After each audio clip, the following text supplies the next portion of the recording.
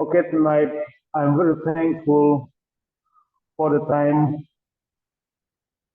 that we can study together about Hinduism. As we know that Hinduism is a big religion, there are huge things that we can study regarding Hinduism. Since it was founded thousands of years back, it was always built up throughout all those years. But tonight we are not going to study all those things. We are going to have a brief study only on the major things of Hinduism. And the purpose of our study is how we can make friendship with our Hindu friends, how to deal with them. We may know that we may have friends with Hindus, but we may not have what is their thoughts and what is their thinking about religion and how is their way of life. I am happy that as I'm living in India, I have many Hindu friends. I want to tell you that Hindus are good friends. They are good brothers and sisters, and it's nice to have friendship with them. So tonight I'm going to tell you about the major things of their beliefs and the major things of Hinduism. And to study Hinduism, we must look the background and its origin. Since Hinduism is the major religion of India,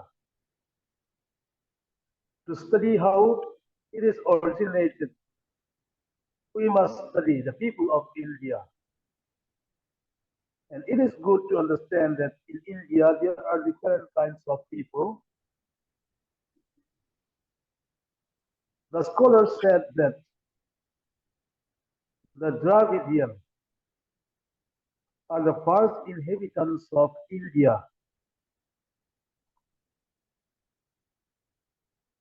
We are not sure that when they started to live in India and when they are coming to India. These Dravidians are the descendant of the Negroid descendant. They have dark skin, a dark color, and most of the people are living now in southern part of India. And after that, we see the Aryan. The Aryan are the Indo-Iranian descendant. They come to India around 15,000 BC to India, and they have a fair skin color. Most of these Aryan descendants are living in the northern part of India. And we also see the Mongolian descendants who are living in the northeastern part of India and in the Himalayan region. And now let us see how Hinduism is originated. We know it from the history. In 15,000 BC, the Indo-Aryan people arrived in India.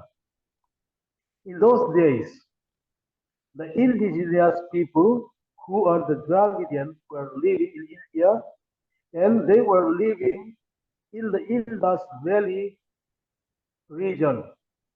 The Indus Valley region, which is now in Pakistan. And when they were living in this place, the Indo-Aryan people came to India and mingle with the indigenous people. And as they brought uh, their, some of their culture and practices, so they form the Indus Valley civilization. The period they lived in the Indus Valley region is very important in the Indian history.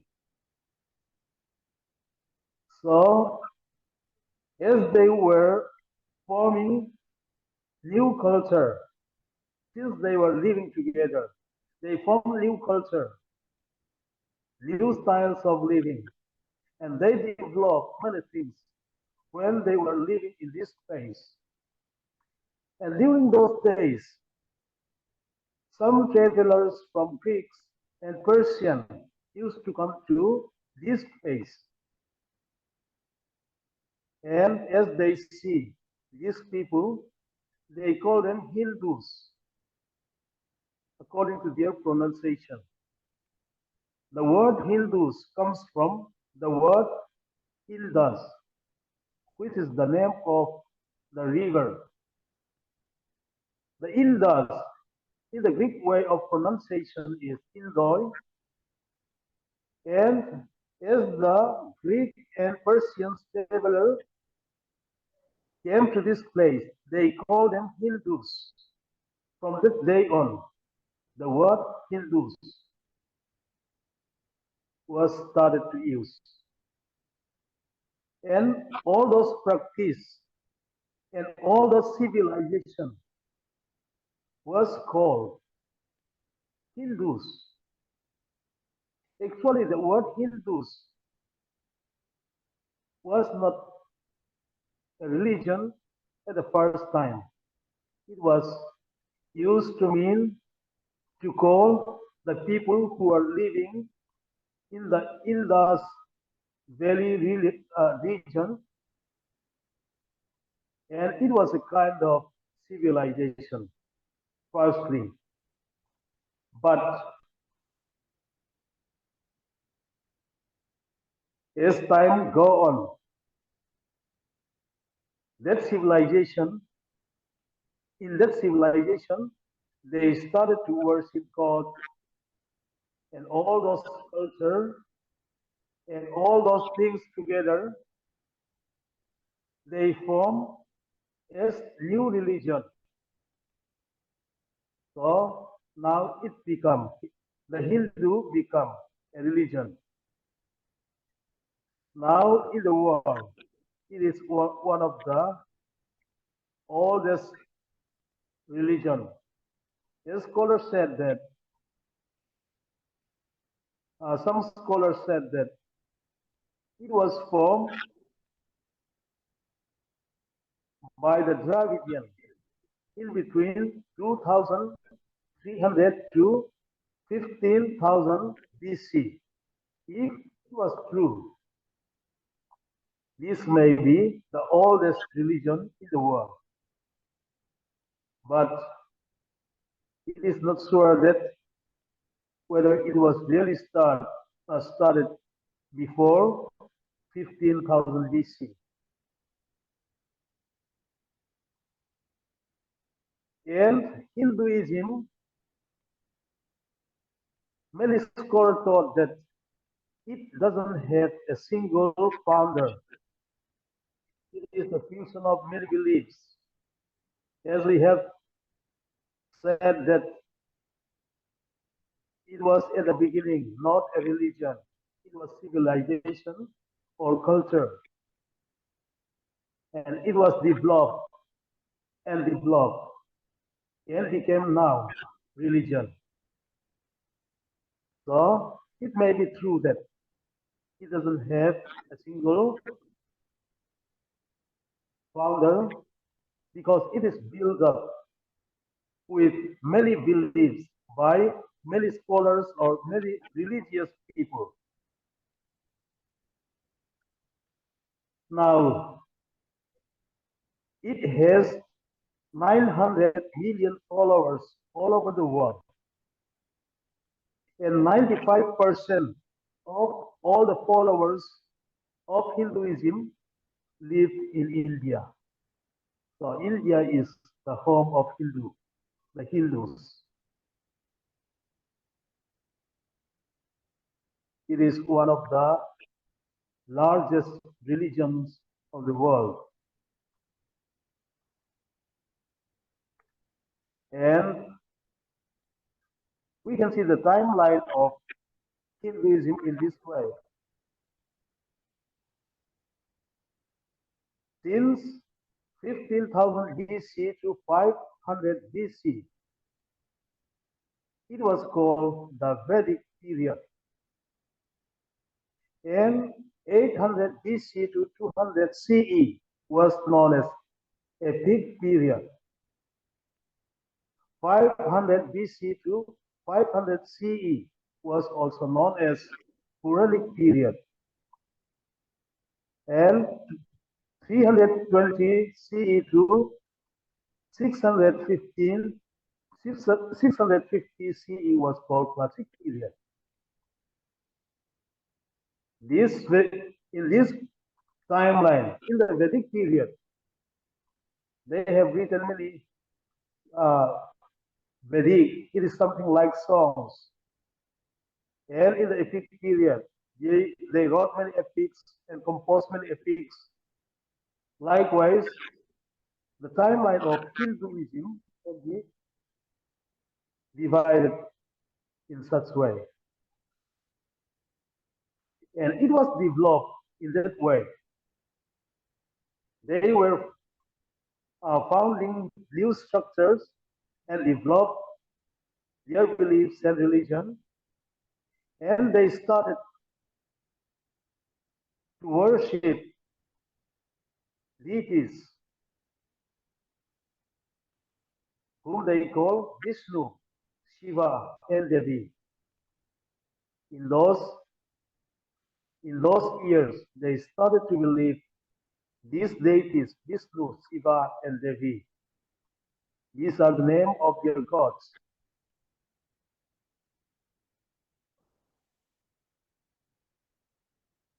And now let us see some of their practices.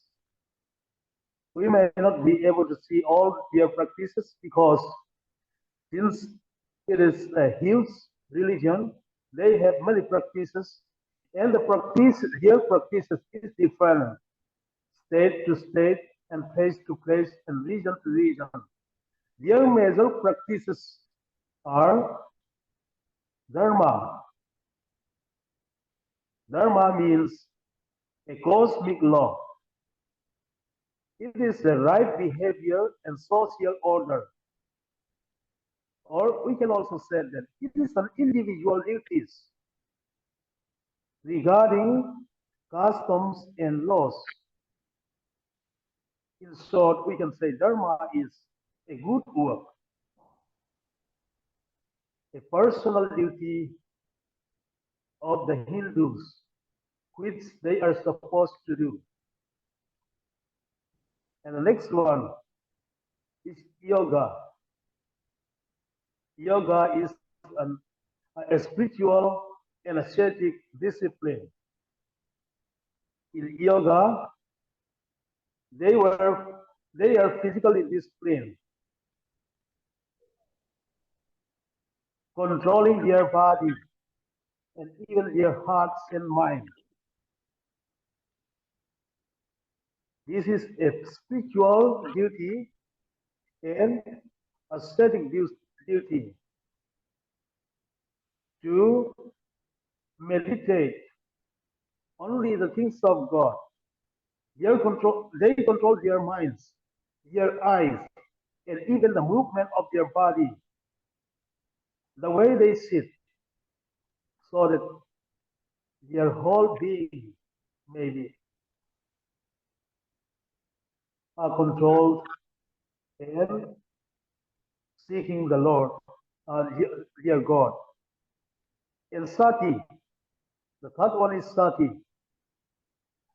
Sati is a kind of torturing a widow. When a man died, His wife, a widow, threw herself to the husband's funeral fire. That was how they practiced. When a Hindu man died, his wife is supposed to throw herself to her husband's funeral fire and kill herself. Actually, it is no more practice in India now since it has been banned. And it is good to know that it was banned because of the teaching of a missionary called William Carey. William Carey was very important in stopping this kind of uh, practice. And one of the most important things they are practicing is puja. Puja is something like festival. They have different kinds of puja. So in during their puja, they spend a lot of money uh, to to make enjoyment and to make offering, something like making different kinds of offering or burning beautiful lights and beautiful bombs and different kinds of enjoyment.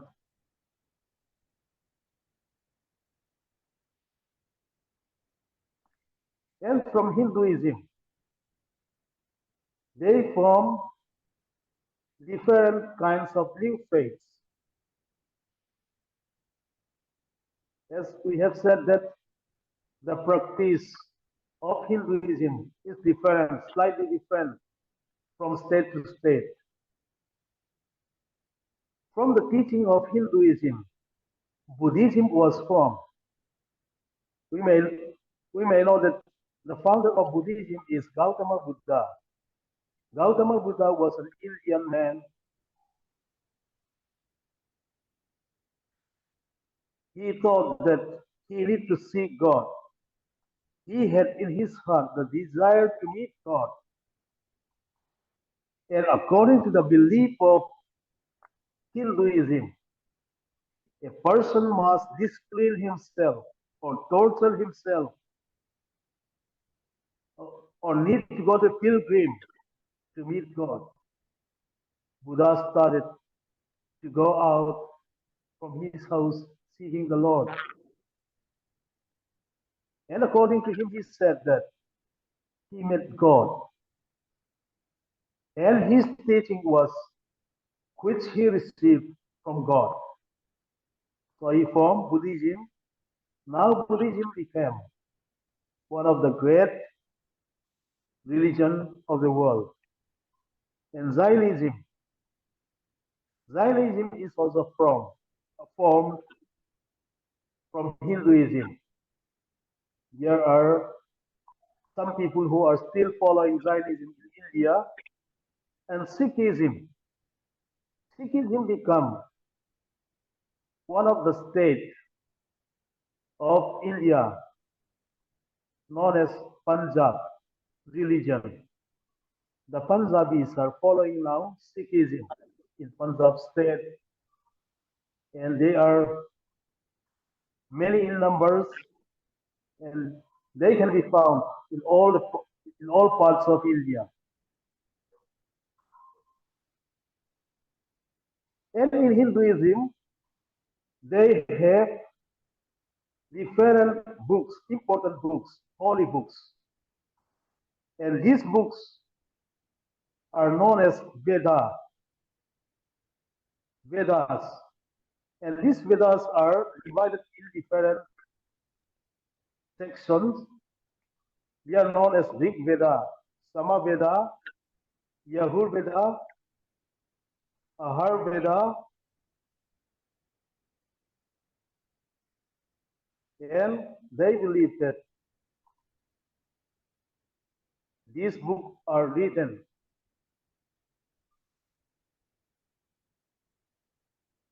by the religious people and transcend all other books And some people said that these books do not have beginning because these are holy books.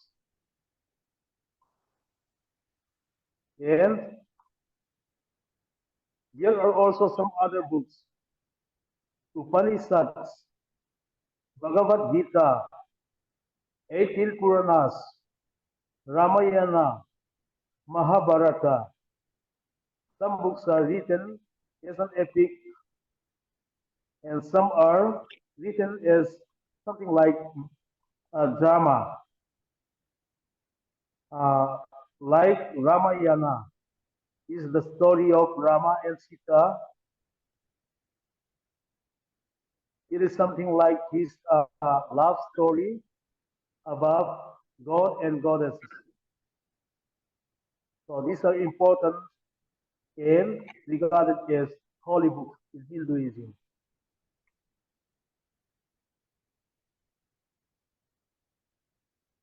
And in Hindu, like other religion, we have some sects. Not only some sects, there are many sects and many teachings. And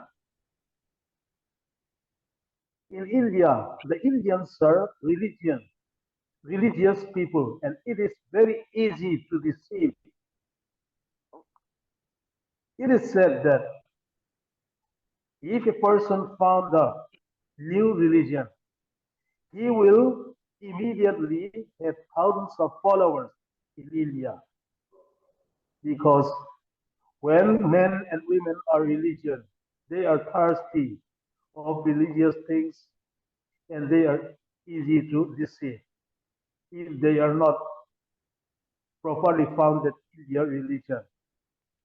So likewise, in Hinduism also there are many sects, but we are going to see only the major sects. Those are Vaishnavism. Vaishnavism are the follower of Vishnu, and Saivism. Saivism are the follower of Shiva. Shaktism. Shaktisms are the follower of Devi. Smartism are the followers of Brahman and all major deities.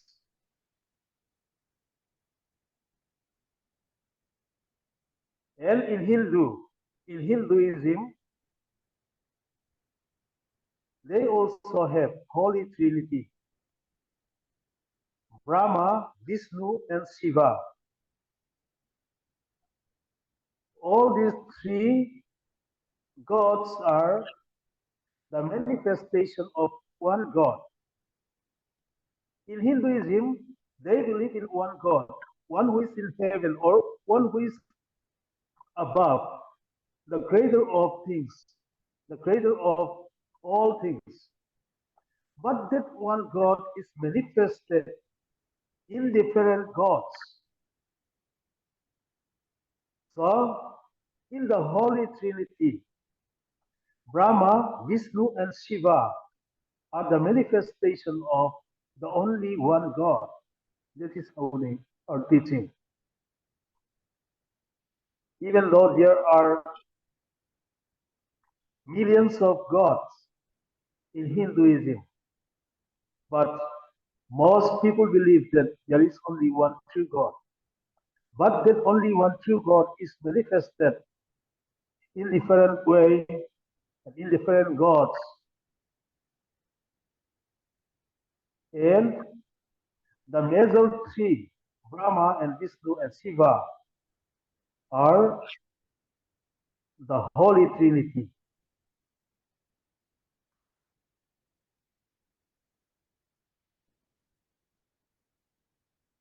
And their fundamental beliefs.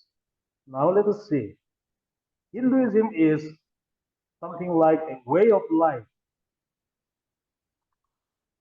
something like culture or good way of life, good way of behavior. It, it teaches about the personal duties, the family duties, or the community duties. So since it talks about good things for people or for men. It is something like a way of life. And it is also known as family of religions because Hinduism is inclusive. It includes all the beliefs of Hinduism and all different kinds of teachings. So, as we said, that it is fusion of many beliefs. So it is known as family of religion. As we have stated at the beginning, Dravidians started this religion maybe 2300 BC years back. But the Aryan people came in 15,000 BC. Their beliefs are put together and they form Hinduism. So it was developed year by year by the scholars and by their religious teachers. It was developed and became religion. And now, as we see, the Mongoloid descendants who are living in the Himalayas region and northeastern region, they also have their own religion from their ancestors, which is quite different from the Dravidian and from the Aryan. But in Hinduism, all those Mongoloid descendant religions were accepted as Hinduism. Now, the Hinduism in the northeastern part and the central India is quite different. They have different kinds of puja. They have different practices and different customs. But as we said, that Hinduism is inclusive. All those beliefs, all those beliefs in the southern part of India, in the northern part of India, in the northeastern part of India, are included in Hinduism. So it is said, family of religion, because it is inclusive and it is a fusion of many beliefs. And Hinduism is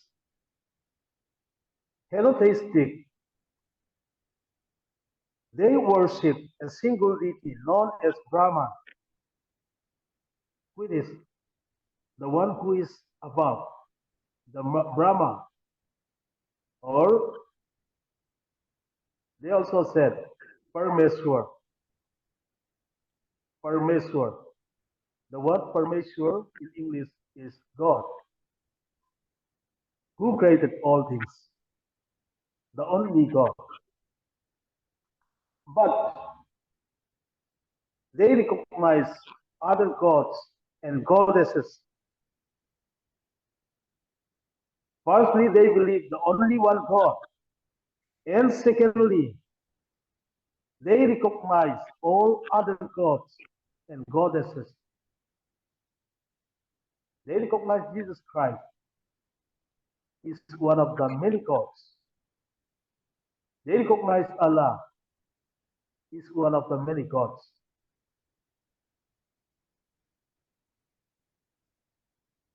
They said that there is only one God, but there are multiple paths, multiple ways through which we can reach God. We can worship any God.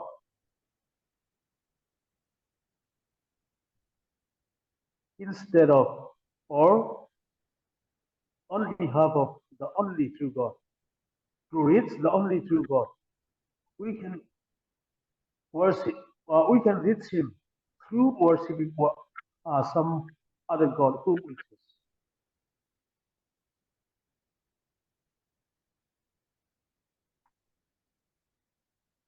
And in Hinduism, they are teaching samsara. Samsara means a continuous cycle of life, death, and reincarnation. This is, this is one of the most important beliefs taught in Hinduism. A person, a person's death is not his end. He will come again through rebirth. A person may born into royal family or middle class or low class, even to Dalit, and even to animals.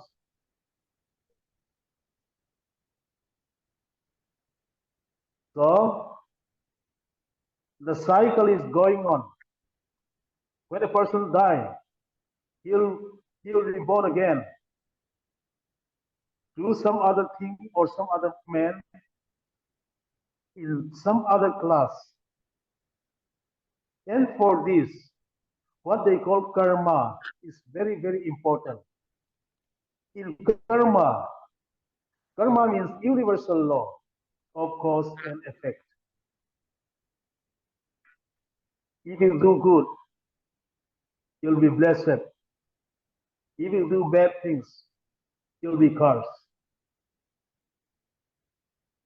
And this karma also affects the rebirth or even your life. If you have a good karma, you'll be blessed in your life. If you have a bad karma, you'll be cursed in your life. And if you have good karma in this life, you may be you may receive moksha after your life, or you may be born to higher class in the next birth. Or if you have bad karma in this life, you'll be born to Dalit or low class, or you may be born to animals. This is what they teach in karma. And they also believe in Atma. Atma means the belief in soul. They said that every living thing has soul, which they get from the absolute soul, which is God. So some people said that in every living thing there is God because they have soul. So the Hindus give respect every living creature because they believe that there is soul in them, which is the part of the absolute soul, the God, the part of God. They don't simply kill animals or insects. So to have good karma, they respect every living thing. And moksha, what they call moksha is salvation. This brings an end to the cycle of rebirth and allows soul to become part of the absolute soul. When a person have good karma, or when a person is good, is doing good in his life, he will receive moksha. That means he will stop rebirth and his soul will be consumed, or his soul will be conformed to the absolute soul, to God. He will no more need rebirth. And that is their greatest goal in the teaching of Hinduism, to receive moksha. So in Hinduism, they are trying to become higher class through rebirth, or they are trying to receive moksha by doing good things.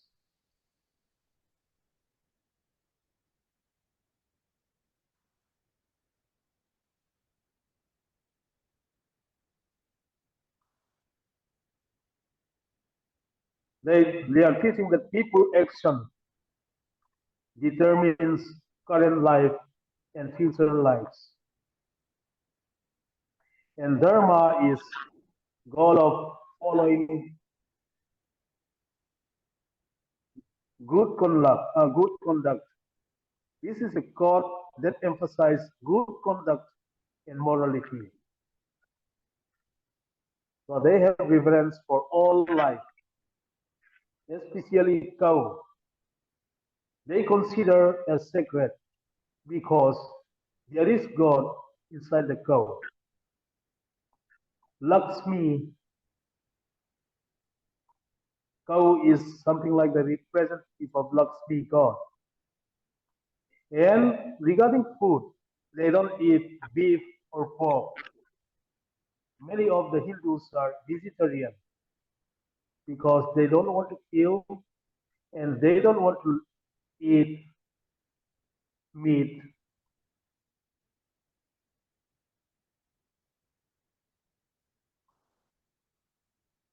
And in Hinduism, we also see caste system. Caste system is something like social hierarchy. And a person is born in different caste based on a person's karma and dharma.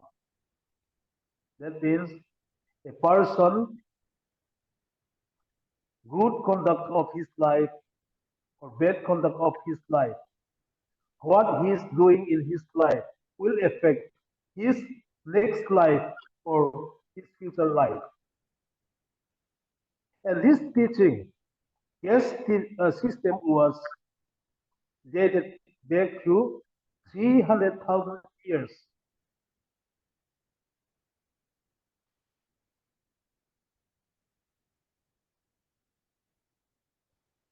We see there are four main castes. Those are Brahmin. Brahmin are intellectual and spiritual leaders. They are priests and teachers in the community. And Sakyas are warriors and rulers. They are protectors and public servants of society. And Vaisyas. Vaisyas are farmers, traders, and merchants. They are skillful and producers. And Sudras are unskilled laborers. And we also see in each case, system, the case has subcategories. And we also see Dalit people. These are untouchable and are a class of citizens outside of caste system and considered the lowest level of social hierarchy.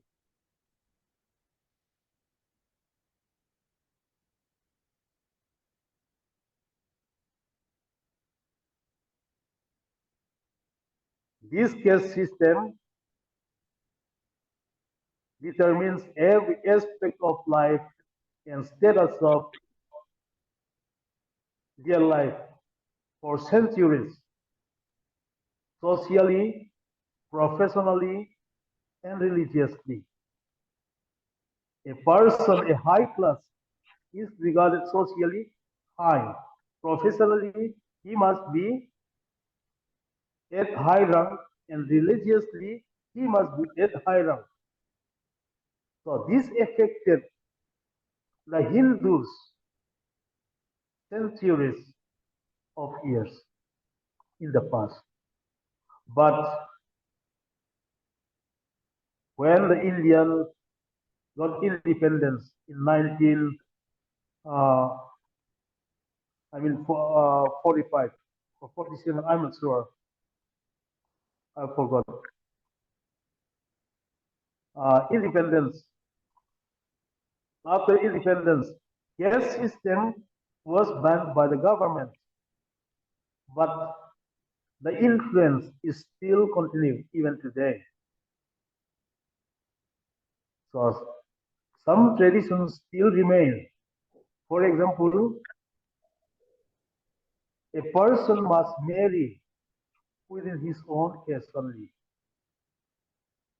The Brahmin must marry only Brahmin. Dalit must marry only the Dalit, which is still going on even today.